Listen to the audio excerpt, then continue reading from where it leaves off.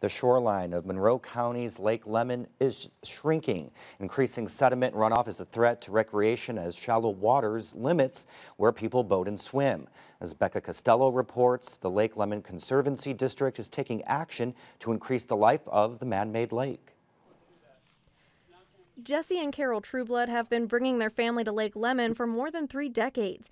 It's not just a familiar place to spend summer vacations. Their son grew up here, bringing his friends every year, and eventually he proposed to his now wife on the boat with the fireworks in the background.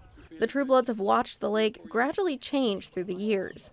I miss the access that used to be here when all of this was navigable.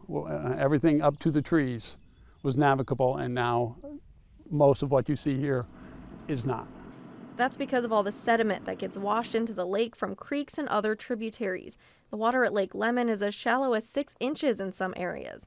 It's a problem that all man-made bodies of water have to deal with. For Lake Lemon, most of the sediment comes from Bean Blossom Creek, which empties out right by the Trueblood's house. The sediment settles on the bottom of the lake, and it's forming a delta that's been growing since the lake was built 64 years ago. The only way to remove the soil once it's at the bottom of the lake is to dig it up, a process called dredging.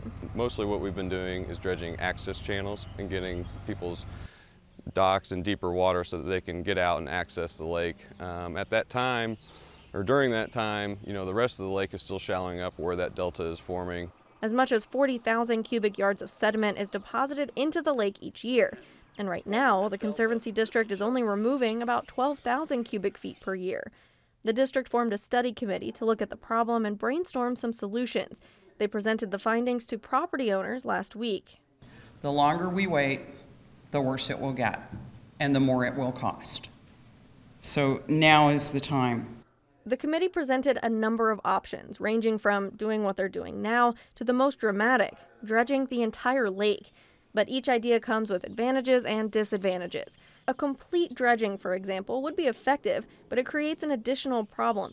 Tons of dirt every year and nowhere to put it.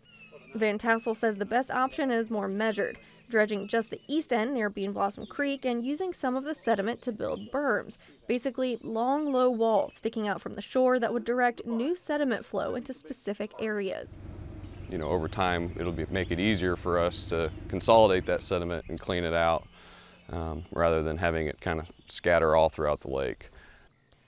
To do either option, the district needs to invest in faster, more efficient dredging equipment. Hydraulic dredges can continuously dig and pump sediment through a pipe to a dump site miles away. Right now, crews are limited to digging up the soil, placing it on a barge, and towing it to a dump site on shore. With the current method, it would take 30 years to dig up the amount of sediment it takes a hydraulic machine just 1 year to dig. But that equipment is expensive. Dredging the whole lake would cost $8 million over the next 4 years. The more limited option would cost close to $1.4 million.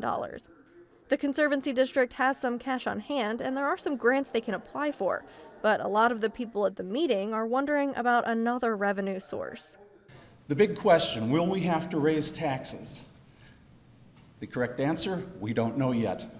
Not everyone is happy about that possibility, especially since the revenue would be spent almost exclusively on the east end of the lake.